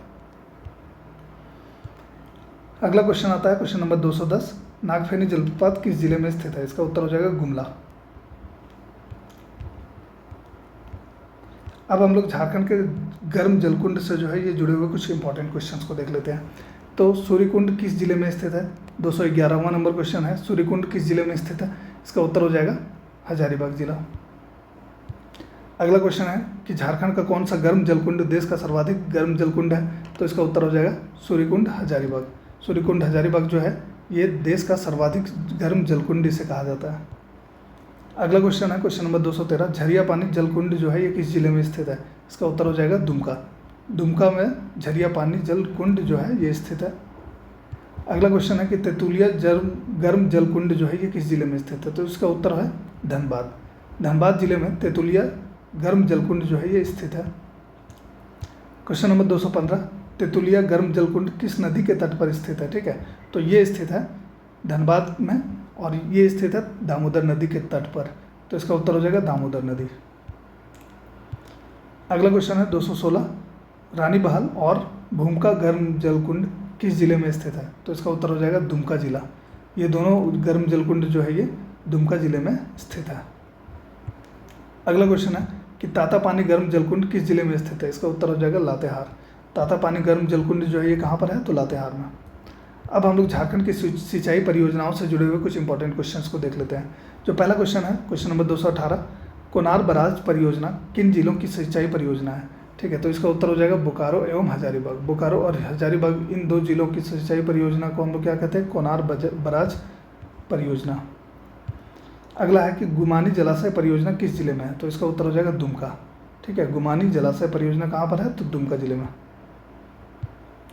क्वेश्चन नंबर 220, स्वर्णरेखा परियोजना की शुरुआत किस पंचवर्षीय योजना में की गई, तो इसका उत्तर हो जाएगा 5वीं पंचवर्षीय योजना में। लगभग बहुत सारे परियोजनाओं की शुरुआत की गई थी पंचवर्षीय योजना के तहत, तो इसका जो उत्तर हो जाएगा ये होगा पंचवर्षीय परियोजना। स्वर्णरेखा परियोजना जो है ये पंचवर्षीय योजना 5वीं पंचवर्षीय योजना में इसकी शुरुआत की गई थी।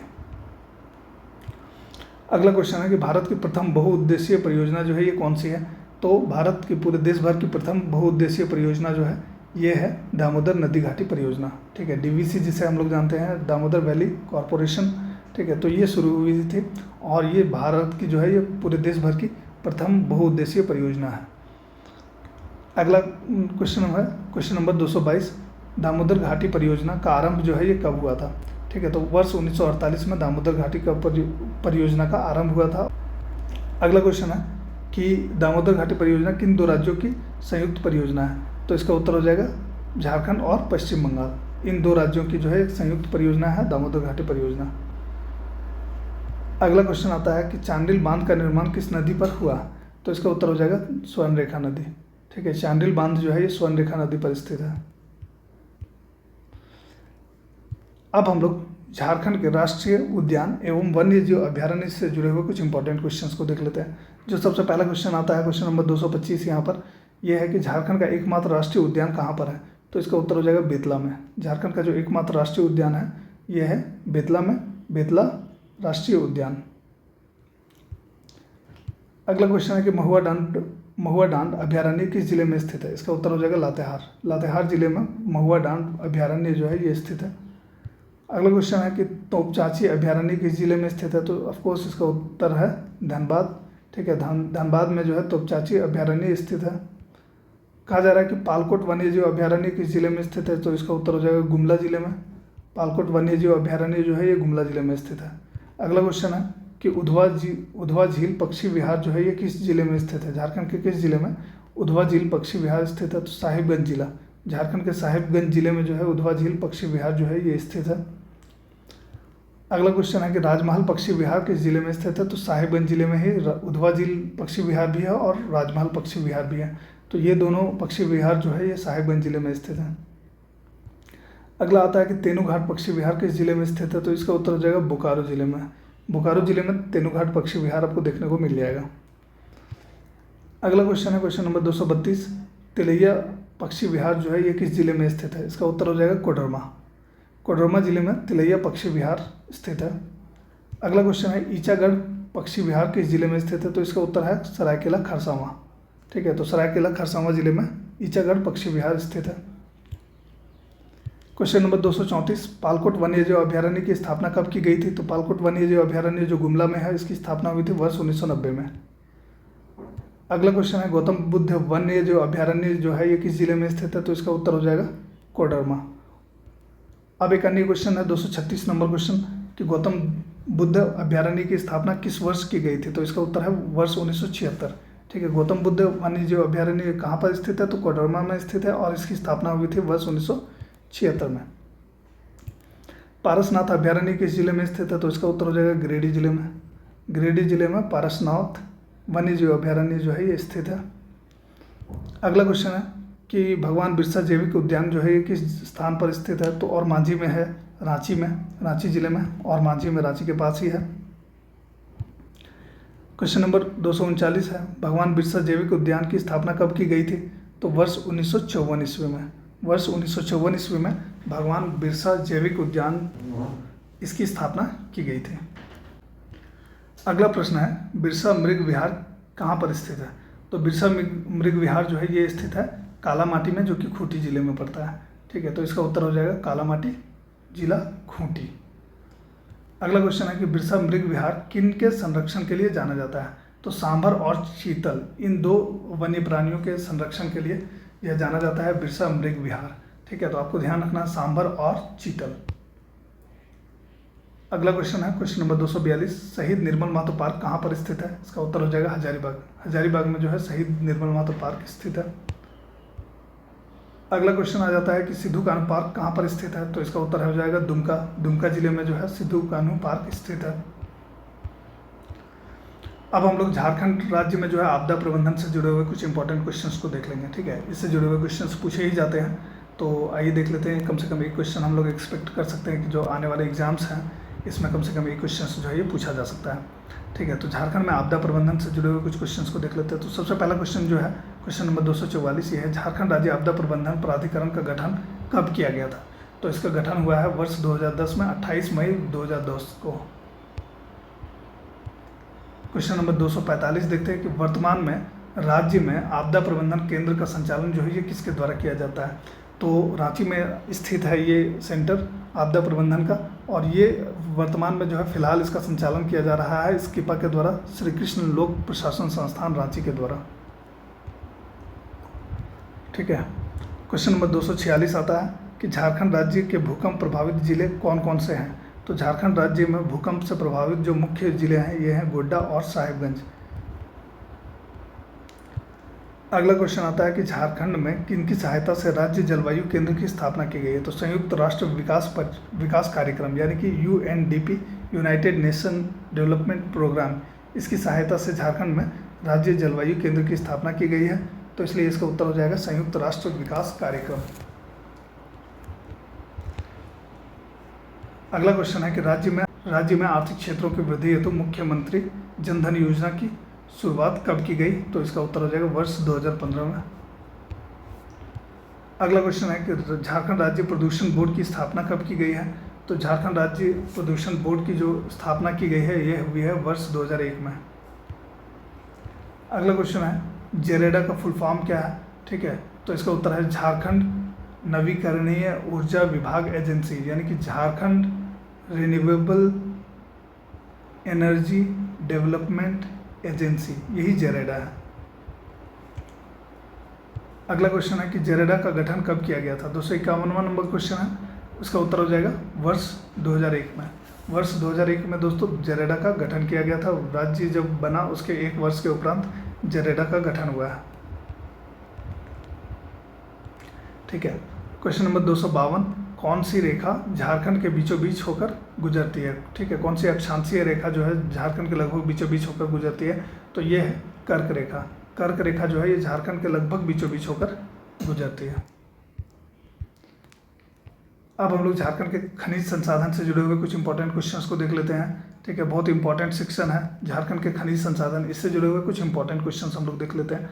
जो पहला क्वेश्चन है ये है, जादूगोड़ा क्षेत्र किस खनिज के लिए जाना जाता है? ठीक है, तो जादूगोड़ा क्षेत्र आपको ध्यान होगा कि ये यूरेनियम के लिए फेमस है, तो इसका उत्तर हो जाएगा यूरेनियम। अगला क्वेश्चन है कि झारखंड देश के कुल पाइराइट के उत्पादन का कितना प्रतिशत उत्पादन करता है? तो इसका उत्तर हो जाएगा 95%। देश का जो कुल पाइराइट का उत्पादन है इसका लगभग 95% पाइराइट्स का उत्पादन कौन करता है, कौन सा राज्य करता है? तो झारखंड करता है। कहा जा रहा है कि झारखंड जो है ये पाइराइट के उत्पादन के दृष्टिकोण से झारखंड का जो देश भर में है ये क्या स्थान है? तो 95% का उत्पादन करता है, इसका मतलब है इसका स्थान जो है ये प्रथम स्थान है। पाइराइट के उत्पादन के मामले में झारखंड का देश भर में प्रथम स्थान है। क्वेश्चन नंबर 256, अभ्रक के उत्पादन के मामले में झारखंड का देश में कौन सा स्थान है? ठीक है, तो अभ्रक उत्पादन के मामले में झारखंड का जो है देश भर में प्रथम स्थान है, तो इसलिए इसका उत्तर हो जाएगा प्रथम स्थान। अगला क्वेश्चन है कि झारखंड देश के कुल अभ्रक का कितना प्रतिशत का उत्पादन करता है? इसका उत्तर है 58%। देश भर में जितना अभ्रक का उत्पादन होता है इसका लगभग 58% अभ्रक जो है ये झारखंड से उत्पादित होता है। अगला क्वेश्चन देख लेते हैं। अगला क्वेश्चन जो है ये है, लौह अयस्क के उत्पादन के मामले में झारखंड का देश में क्या स्थान है? तो लौह अयस्क के उत्पादन की अगर हम लोग बात करें तो झारखंड का जो है देश भर में ये 5वां स्थान है, तो इसका उत्तर हो जाएगा 5वां स्थान। अगला क्वेश्चन है कि तांबा उत्पादन के मामले में जो है झारखंड का देश भर में कौन सा स्थान है, किस स्थान पर आता है? तो तीसरे स्थान पर आता है। झारखंड में देश भर के तांबे के उत्पादन के मामले में जो है ये तीसरे स्थान पर आता है। क्वेश्चन नंबर 260, यूरेनियम उत्पादन के मामले में झारखंड देश में कौन सा स्थान पर है? तो इसका उत्तर हो जाएगा प्रथम स्थान। ठीक है, झारखंड जो है ये देश भर के जितने भी यूरेनियम का उत्पादन होता है तो इसमें सबसे अधिक उत्पादन कौन सा राज्य करता है? तो झारखंड करता है, तो इसीलिए ये प्रथम स्थान पर है। 261 नंबर क्वेश्चन हम लोग देख लेते हैं कि झारखंड में मुख्य रूप से कौन से लौह अयस्क पाए जाते हैं? तो मुख्य रूप से जो झारखंड में लौह अयस्क पाया जाता है ये है हेमेटाइट। अगला क्वेश्चन है क्वेश्चन नंबर 262, क्रोमाइट के भंडारण में झारखंड का देश में कौन सा स्थान है? तो क्रोमाइट के भंडारण में तीसरा स्थान है झारखंड का। अगला क्वेश्चन आ जाता है कि झारखंड किस स्थान पर क्रोमाइट की खान है? ठीक है, झारखंड के किस स्थान पर क्रोमाइट की खान है? इसका उत्तर हो जाएगा जोजोहातू। ठीक है, झारखंड के जोजोहातू में क्रोमाइट की खान है। अगला क्वेश्चन है कि राज्य के किस जिले में अभ्रक का सर्वाधिक भंडार है? ठीक है, तो झारखंड के कोडरमा जिले में अभ्रक का जो है सर्वाधिक भंडार है। अगला क्वेश्चन है किसे भारत की अभ्रक राजधानी कहा जाता है? ठीक है, तो कोडरमा जिले में सबसे अधिक अभ्रक पाया जाता है, तो इसलिए इसे भारत की अभ्रक राजधानी भी कहा जाता है, तो कोडरमा जिला इसका उत्तर हो जाएगा। अगला क्वेश्चन है HEC यानी कि हेवी इंजीनियरिंग कॉरपोरेशन, ये कहाँ पर स्थित है? तो HEC जो है ये झारखंड के रांची जिले में स्थित है, इसका उत्तर हो जाएगा रांची। अगला क्वेश्चन है कि Fertilizer Corporation of India Limited कहाँ पर स्थित है? Fertilizer Corporation of India Limited कहाँ स्थित है? तो सिंदरी में, तो इसका उत्तर हो जाएगा सिंदरी। क्वेश्चन नंबर 268, सिंदरी उर्वरक कारखाना किस जिले में स्थित है? तो इसका उत्तर हो जाएगा धनबाद। ठीक है, Fertilizer Corporation of India Limited जो कि सिंदरी में स्थित है, ये कारखाना किस जिले में स्थित है? तो सिंदरी जो है ये खुद धनबाद में है, तो इसलिए इसका उत्तर हो जाएगा धनबाद। अगला क्वेश्चन है कि garden rich ship builders and engineers limited कहाँ पर स्थित है? तो garden rich ship builders and engineers limited स्थित है रांची में, इसका उत्तर हो जाएगा Ranchi. 270 number question, Bihar sponge iron कहाँ पर स्थित है? इसका उत्तर हो जाएगा चांडिल सरायकेला खरसावां में। 271वां नंबर क्वेश्चन हम लोग देख लेते हैं कि किस स्थान पर यूरेनियम प्रोसेसिंग प्लांट स्थित है? तो यूरेनियम प्रोसेसिंग प्लांट जो है ये झारखंड के जादूगोड़ा में स्थित है, इसका उत्तर हो जाएगा Jaduguda.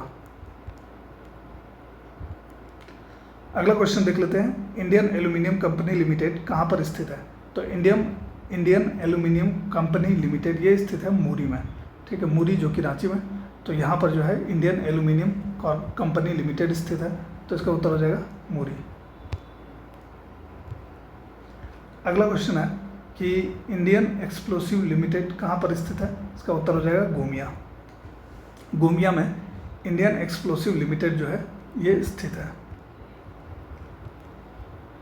274 number question, Bihar caustic soda एवं केमिकल्स, ठीक है, Bihar caustic soda and chemicals जो है ये किस जिले में स्थित है? तो इसका उत्तर हो जाएगा पलामू।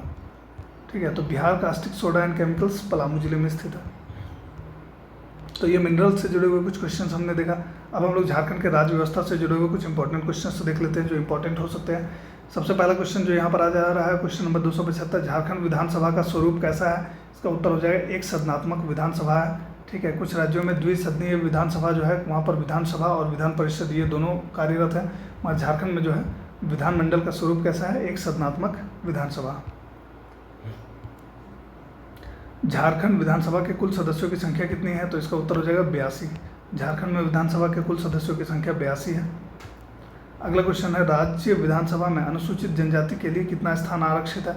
तो अनुसूचित जनजाति यानी कि एसटी कैटेगरी के लिए जो है राज्य विधानसभा में 28 सीट जो है ये रिजर्व है। अगला क्वेश्चन आता है कि झारखंड राज्य विधानसभा में अनुसूचित जाति के लिए कितना सीट रिजर्व है? तो इसका उत्तर हो जाएगा 9।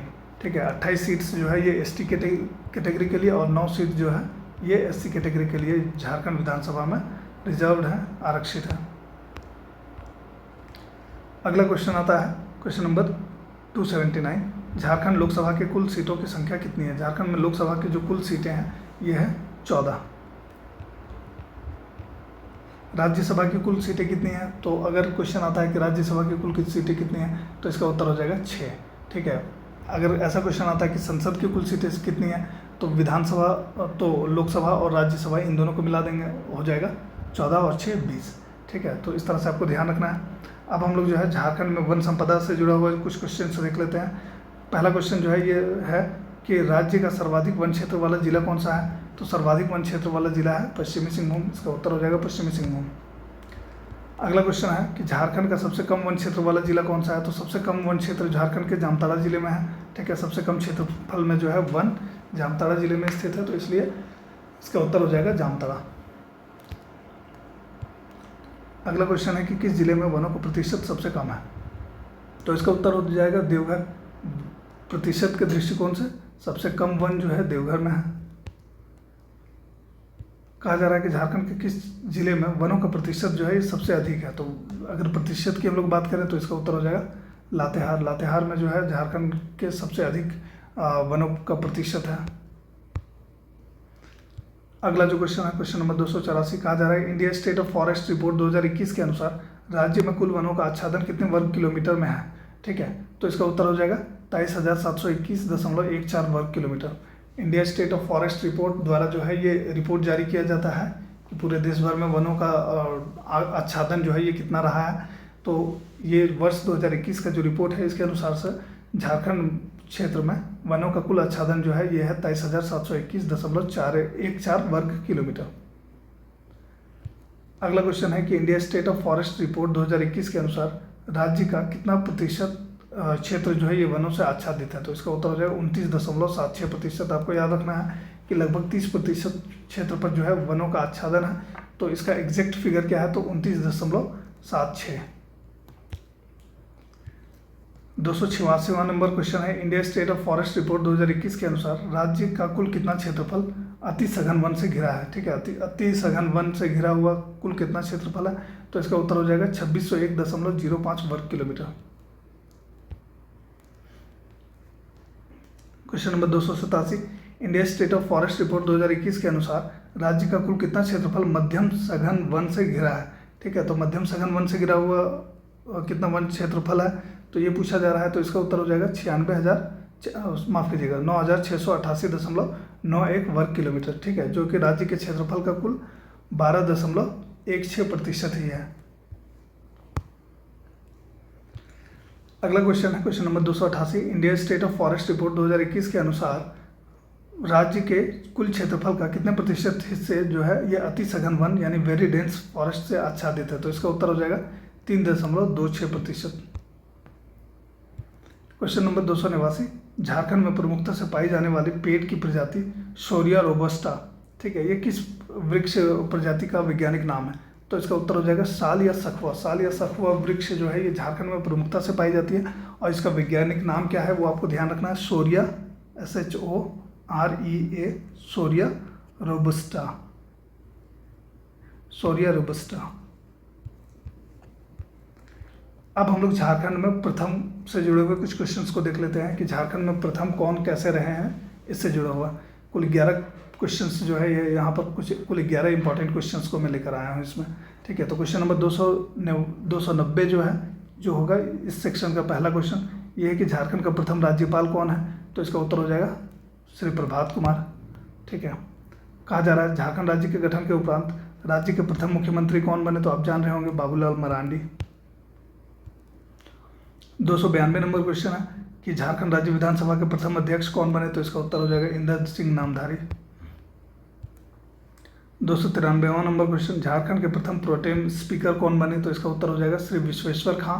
ठीक है, ये झारखंड के प्रथम प्रोटेम स्पीकर बने और इनका कार्यकाल कब से कब तक रहा, तो 18 नवंबर 2011 से 2000 से प्रारंभ हुआ, 18/11/2000 से, यानी 18 नवंबर 2000 से प्रारंभ हुआ और 22 नवंबर 2000 तक जो है इनका कार्यकाल चला, यानी कि 5 दिनों का कार्यकाल रहा। अगला क्वेश्चन है कि झारखंड की पहली महिला मंत्री कौन बनी, तो जोबा मांझी। इसका उत्तर हो जाएगा जोबा मांझी। अगला क्वेश्चन है कि झारखंड के प्रथम मुख्य न्यायाधीश जो है ये कौन बने, तो इसका उत्तर हो जाएगा विनोद कुमार गुप्ता। ये झारखंड के पहले मुख्य न्यायाधीश बने। अगला क्वेश्चन है क्वेश्चन नंबर 296 कि झारखंड राज्य गठन के उपरांत राज्य के प्रथम पुलिस महानिदेशक कौन बने, तो इसका उत्तर हो जाएगा शिवाजी महान कैरे। क्वेश्चन नंबर 297 झारखंड के प्रथम मुख्य सचिव जो है ये कौन बने, तो विजय शंकर दुबे जो है ये झारखंड के पहले चीफ सेक्रेटरी बने, पहले मुख्य सचिव बने। अगला क्वेश्चन आता है कि झारखंड के प्रथम लोकायुक्त जो है ये कौन बने, तो इसका उत्तर हो जाएगा जस्टिस लक्ष्मण उरांव। ये जो है इनका कार्यकाल कब से कब तक रहा, 4 दिसंबर 2004 से प्रारंभ हुआ और 4 दिसंबर 2009 तक जो है इनका कार्यकाल रहा। ये झारखंड के प्रथम लोकायुक्त बने। क्वेश्चन नंबर 299 झारखंड राज्य महिला आयोग की प्रथम अध्यक्ष जो है ये कौन बनी, तो इसका उत्तर हो जाएगा लक्ष्मी सिंह। ये झारखंड राज्य महिला आयोग की जो है प्रथम अध्यक्ष बनी। अगला क्वेश्चन आ जाता है कि झारखंड के प्रथम महिला राज्यपाल जो है ये कौन बनी, झारखंड की प्रथम महिला राज्यपाल। ठीक है, जो क्वेश्चन नंबर 300 है ये है द्रौपदी मुर्मू। ये झारखंड की पहली महिला गवर्नर बनी। तो ये थे झारखंड जीके से जुड़े हुए 300 अति महत्वपूर्ण प्रश्न। आज का सेशन जो है यहीं पर समाप्त होता है। उम्मीद है ये वीडियो आपको इन्फॉर्मेटिव लगा होगा। वीडियो पसंद आया तो इसे लाइक कर दीजिए, साथ ही साथ हमारे चैनल वर्मास ऑनलाइन अकेडमी को अभी सब्सक्राइब कर लीजिए ताकि आने वाले सारे अपडेट्स आपको समय समय पर मिलते रहें। अगर आप झारखंड जीके की तैयारी कर रहे हैं तो इससे जुड़ा हुआ एक संपूर्ण वीडियो सीरीज जो है ये चलाया जा रहा है, पूरा क्लास ही चलाया जा रहा है। तो आज की क्लास में बस इतना ही, धन्यवाद।